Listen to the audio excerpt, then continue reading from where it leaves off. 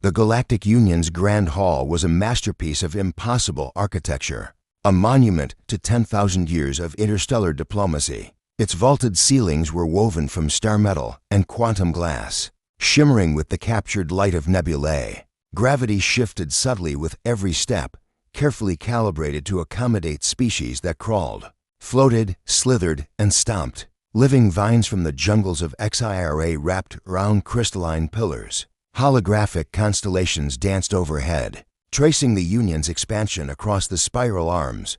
Today, for the first time in centuries, silence blanketed the chamber. Every seat in the amphitheater was filled. Ambassadors, warlords, scientists, and monarchs from 1,000 civilizations. Some wore ornate robes woven from starlight. Others were encased in exoskeletons, tanks, or anti-grav fields. They represented the pinnacle of galactic order and unity. Yet beneath their dignified composure lay an unspoken tension. The Regent stood alone at the center of the chamber. He was unlike any envoy who had come before. His silhouette was almost disappointingly plain. 2 arms, 2 legs, a single head. But there was a weight to his presence, a subtle menace that radiated from every measured breath. His eyes were cold and watchful, scanning the assembly with the patience of a hunter assessing prey. Commander Jace Kale of Earth, representative of the Terran Directorate, the first human to stand before the Galactic Union. The Deathworlder, most species present. The word Deathworlder was enough to sour the air. It was not a title of glory, but a warning. In galactic classification, planets were ranked from Class 1 to Class V based on how hostile they were to life. Most member worlds were Class 1 or 2, comfortable, stable environments where evolution proceeded at a gentle pace. A handful of more rugged civilizations hailed from Class 3 worlds, where predators and climate posed real dangers. Class 4 planets were rarer still, their inhabitants typically more aggressive, more cunning, forged by adversity. And then there were Class V death worlds, planets so lethal that life itself was in a constant state of war. Worlds where storms could strip flesh from bone, where gravity crushed the unprepared, where every plant was poison and every animal a killer. Evolution on such worlds did not reward cooperation or curiosity. It rewarded violence, speed, adaptability, and above all, ruthlessness. Earth was one of those worlds, and humans were its apex predators. To the Galactic Union, humans were not people. They were natural disasters in humanoid form. They spread across their own world like wildfire, conquering climate, terrain, and beast alike. They fought endless wars among themselves and survived plagues, meteors, and extinction-level events. Even their earliest weapons could shatter worlds. Their newest ones could erase solar systems. And yet, they had never ventured far beyond their own star until now. The Invitationth Union had long debated whether to contact Earth. Many argued it was too dangerous. Society so steeped in violence would destabilize the galaxy. Others countered that humanity's potential could not be ignored. And when the Egthar swarm appeared at the edge of known space, a ravenous hive mind devouring civilizations wholesale, the debate ended.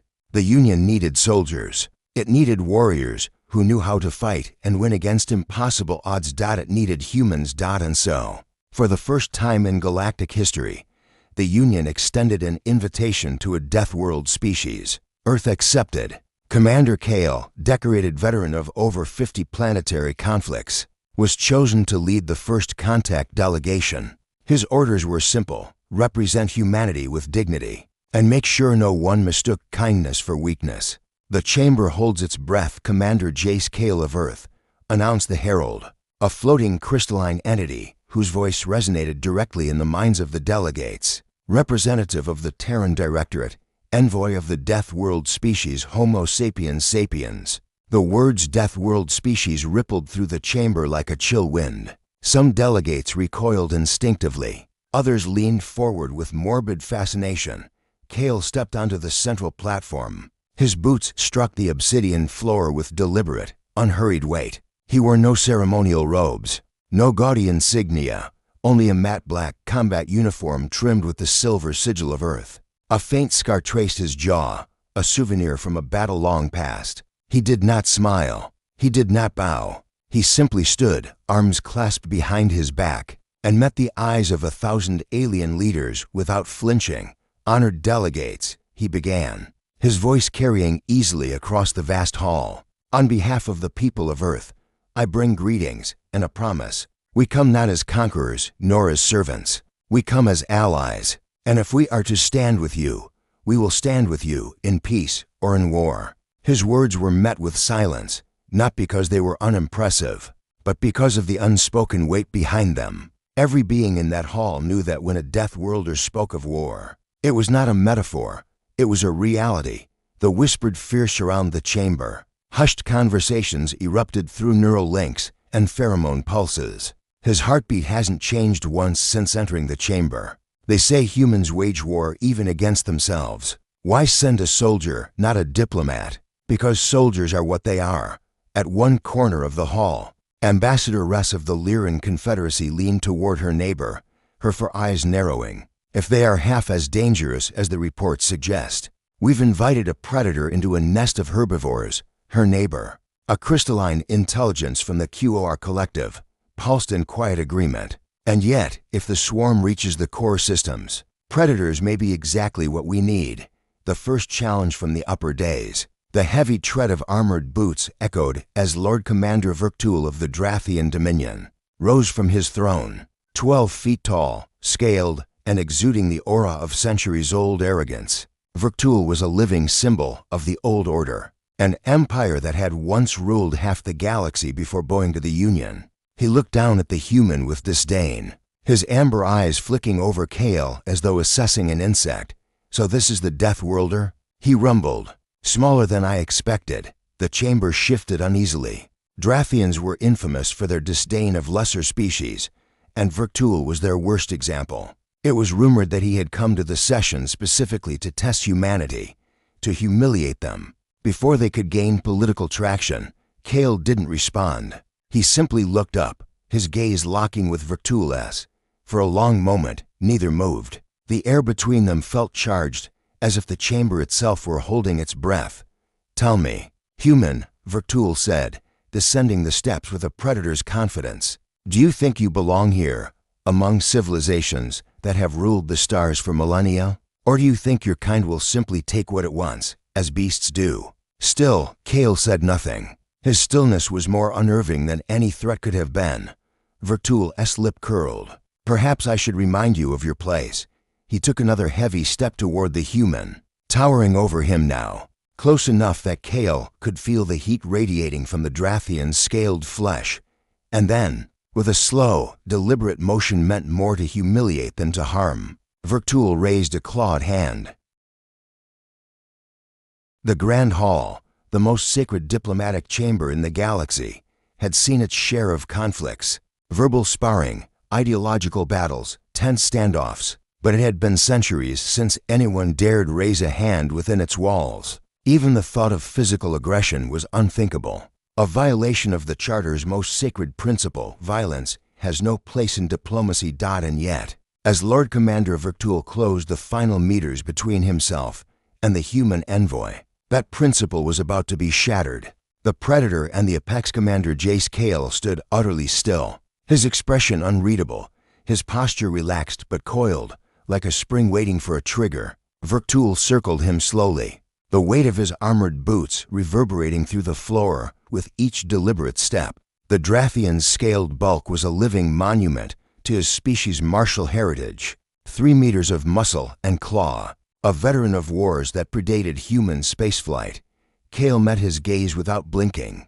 "You speak of alliance," Vertul hissed, his forked tongue flicking the air. "Of peace. Yet all of us here know what you truly are. You are not diplomats. You are not builders. You are killers." He stopped behind Kale and leaned close, his hot breath brushing the human's ear. "You kill your own kind for territory, for ideology, for entertainment. What will you do to us when you tire of playing diplomat?" No response. Kale's eyes tracked the alien's slow circle, his heartbeat steady, unchanging. Vertul moved to face him again, a cruel smile playing at the corners of his jagged mouth. "You stand here today as if you are one of us, but you are not. You are a beast, and beasts must be taught their place." The slap heard across the stars with a speed that belied his massive size. Vertul raised his clawed hand and struck. The impact cracked through the silence like a meteor striking steel. Kel's head turned slightly with the force of the blow, a red mark blooming across his cheek where talon met flesh. A sharp intake of breath swept the chamber, shock, horror, disbelief, as hundreds of diplomats and guards froze in place. Violence. Here, in the Grand Hall. It was unthinkable. Vertul let his claw linger for a moment, savoring the act, before lowering it. A mocking grin stretched across his scaled face. See? He snarled. Even the apex predator bows when struck. Kale didn't bow. He didn't even move. He stood as though carved from stone, his breathing slow and controlled. The only sign that he'd even been touched was the faint red mark, and the subtle narrowing of his eyes round the chamber. Reactions were immediate and chaotic. The ambassador from the Lyran Confederacy gasped audibly. He touched him. She whispered, trembling. This is a breach of Article 1. Hissed a crystalline delegate from the QOR collective. Others spoke in clicks, roars, and bioluminescent pulses. All variations of the same sentiment. This will not end well. The arrogance of the old order of Vertul spread his arms wide, basking in the attention. Do you see now, my esteemed colleagues? He roared to the assembly. This is the nature of the Deathworlder. Strip away the stories, the myths of their might, and you find a creature too frightened to retaliate, too afraid of consequences, too eager to please. Laughter, brittle, uncertain, rippled from a few of the Drathian delegates. Others sat in uneasy silence, their instincts screaming that something had gone terribly wrong. Kale slowly turned his head back toward Vertul. His eyes were calm, and in that stillness, a few of the older ambassadors felt a chill crawl up their spines. They had seen this look before, not in the halls of diplomacy, but on the eve of wars that reshaped empires. The diplomatic dilemma. Lord Commander, barked Speaker Arthes, a venerable elder of the Union Council, rising from his daze. His fronds quivered in outrage. You forget yourself. Physical aggression within this hall is forbidden. Vertul sneered. Forbidden, perhaps. But tell me, Speaker, what punishment would you impose? Will you eject the Drathian Dominion? Dissolve our treaties? You need our fleets against the swarm, just as you need this Deathworlder's savagery. The hall fell into uneasy silence. He wasn't wrong. The Dominion's navy was the largest in the Union. They couldn't afford to alienate it. Not now, and Vertul knew it. Besides, he continued, stepping closer to Kale, if humanity is truly as dangerous as their legends claim, surely they can endure a little humiliation. He reached out again, talons poised to pat Kel's cheek mockingly, a gesture meant to degrade, to reduce the apex predator to a pet. And that was the moment something shifted. The stillness before the storm. Kale's hand moved, just slightly, a micro-adjustment of stance, the faintest tightening of muscle beneath his armor. But to those who had seen battle, it was the telltale sign of a predator preparing to strike. The chamber fell utterly silent. Even Vertul's grin faltered, confusion flashing briefly across his reptilian features. Are you? He began, his voice low, threatening me, Deathworlder? Kel's reply was calm, measured, and terrifying in its simplicity. No. The single syllable hung in the air like the click of a safety being disengaged. I am warning you. Vertul blinked. Warning me? Of what? Kel's eyes narrowed, the ghost of something primal flickering behind them. The kind of look one might see from a wolf cornered, or a soldier who had long since stopped fearing death. Of what happens next, Kale said quietly. 5 seconds after you touch me again. The countdown begins. The room trembled with tension. The delegates shifted uneasily, many of them instinctively retreating from the daze. Even those who had mocked humanity in private were now glancing toward the exits. Vertul, however, only laughed, a deep, rumbling bellow that shook the walls. 5 seconds. He roared, you would kill a council elder here? Before the eyes of the galaxy? Kale didn't answer. Do it then, Vertul snarled, stepping forward, talons raised once more. Prove to us all what a Deathworlder truly. The chamber held its breath. The next move would decide the future of interstellar diplomacy, and the galaxy was about to learn the price of arrogance.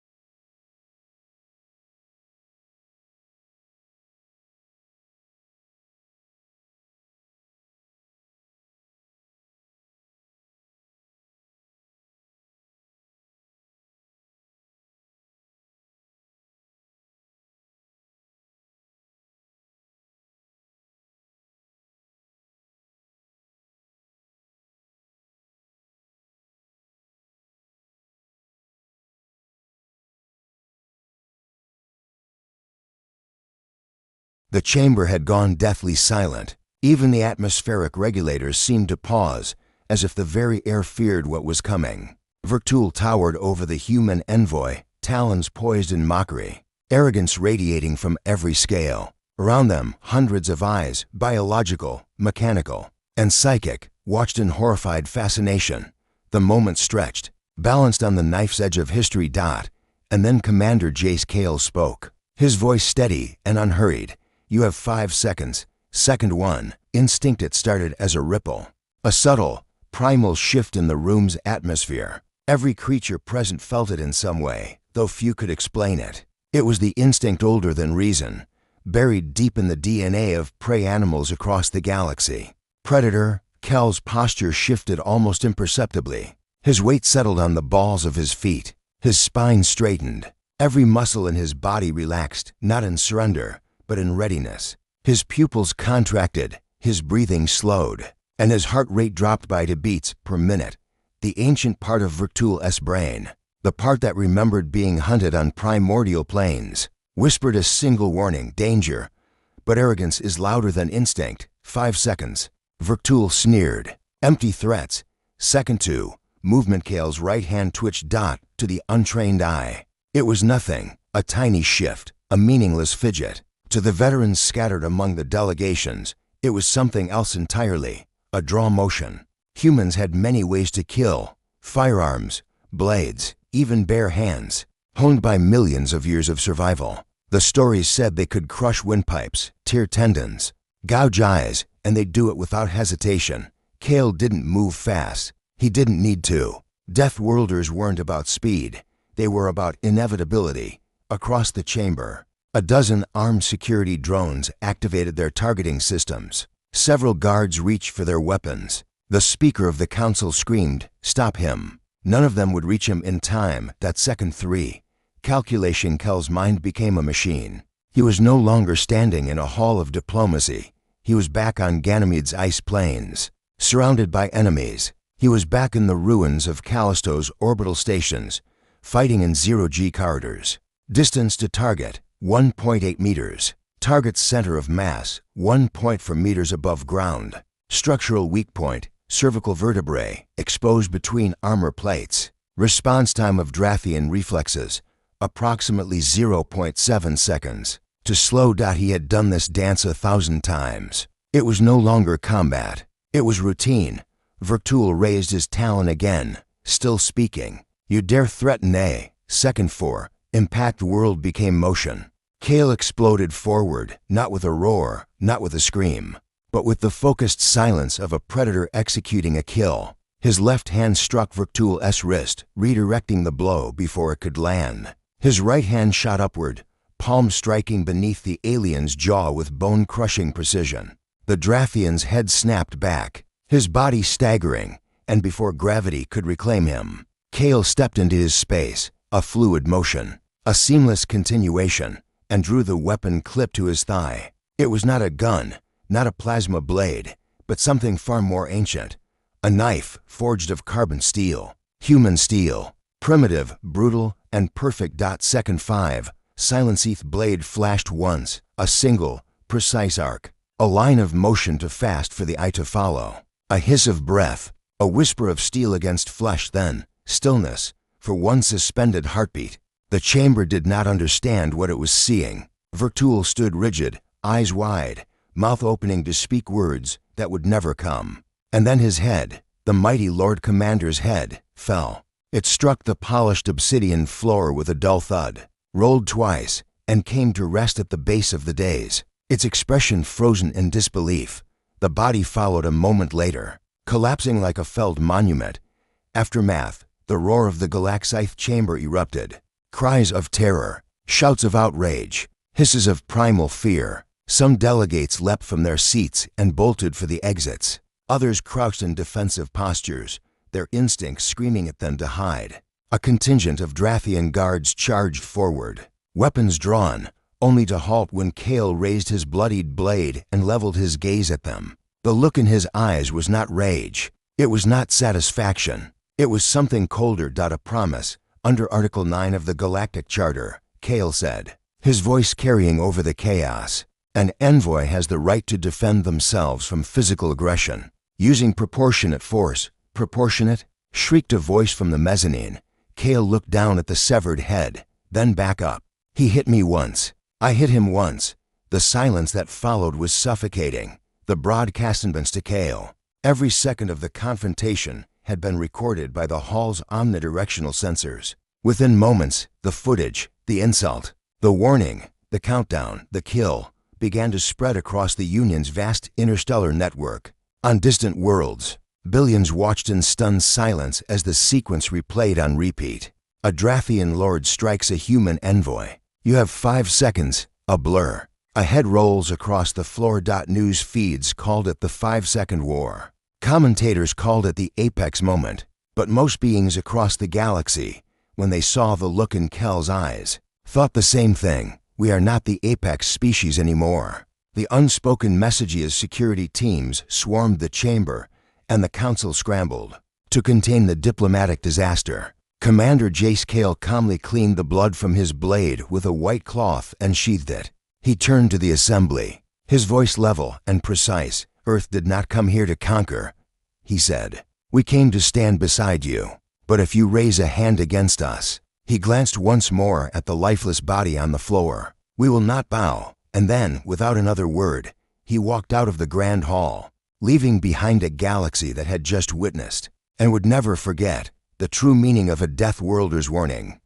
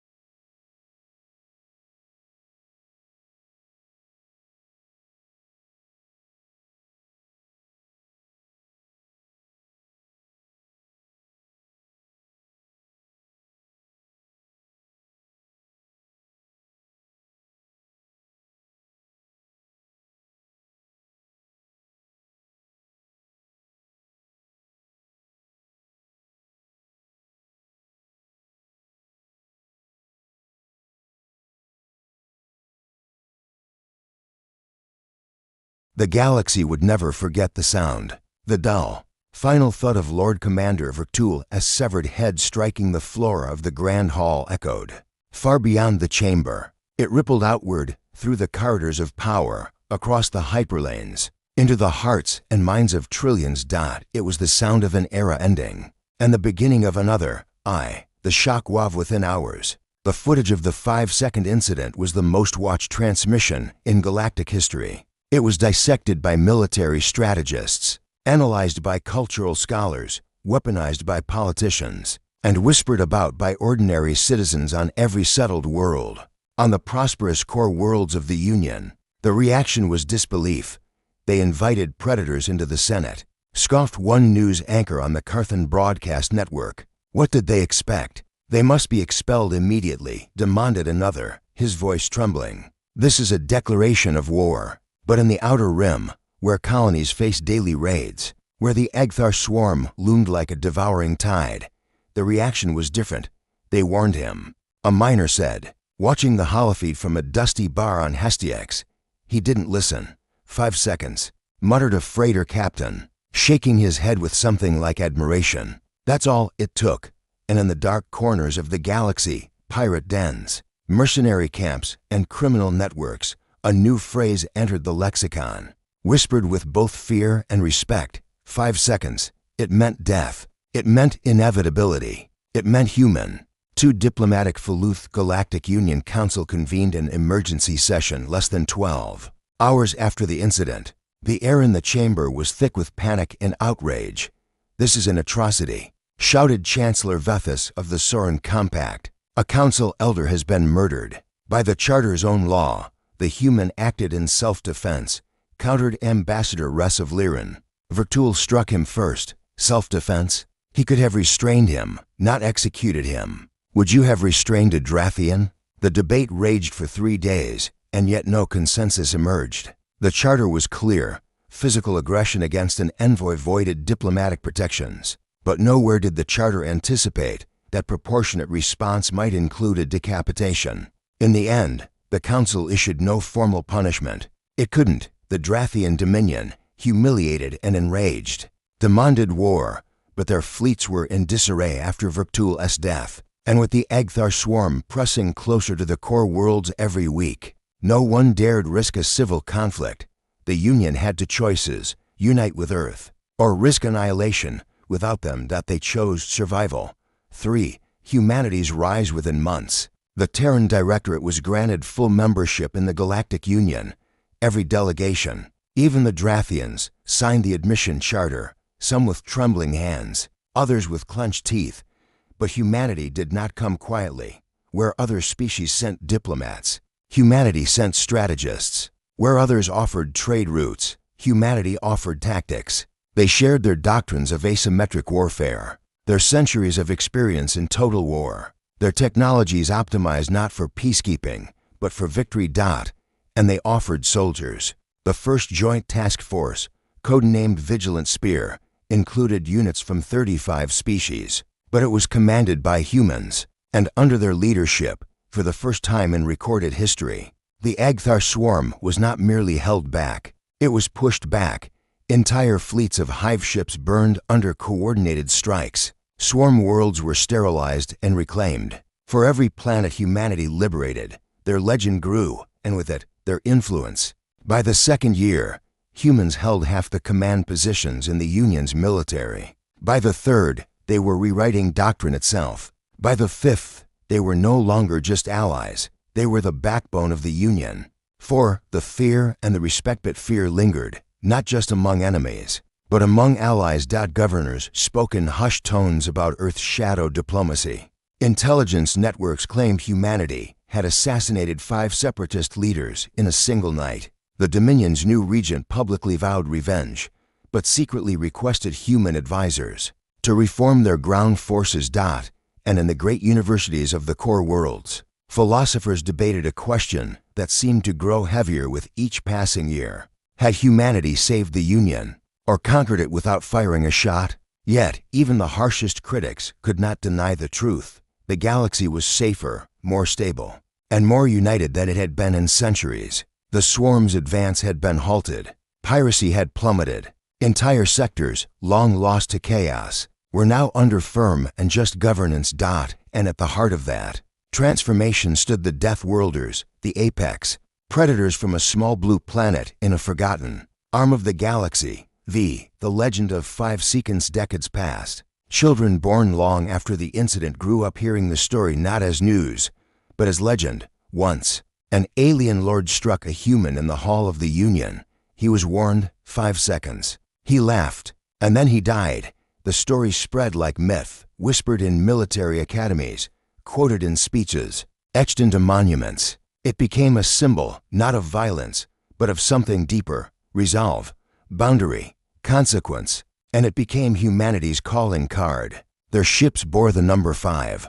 Their special forces units called themselves the 5-Second Division. Even their diplomats, when pushed too far, were known to murmur to words that made even the most arrogant adversary pause. 5 seconds, VI, Epilogue, the commander's legacy commander. Jace Kale never returned to Earth a hero, because he never returned at all. After the incident, he declined all political office and refused every promotion. Instead, he vanished into the frontier, serving quietly on the edges of known space, where wars were fought far from the cameras and banners.